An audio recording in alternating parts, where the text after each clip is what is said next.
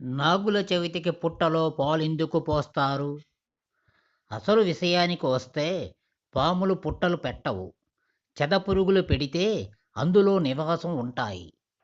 పామంటే అందరికీ భయం. కనిపిస్తే కాటు వేయకుండానే మరణించే అంత భయం.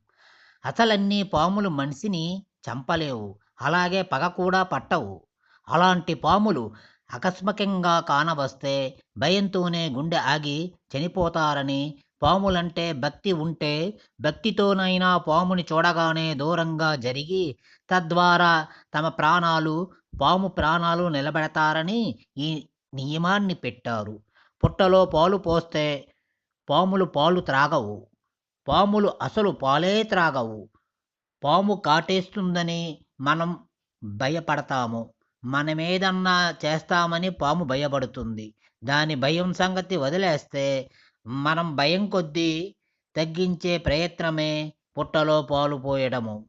పుట్టలో పాములు సుఖంగా పౌర్ణమికి కలుస్తాయి. ఆ సమయంలో వాటి రజస్సు పుట్టలో పడి ఇంకిపోయే అవకాశం ఉంది.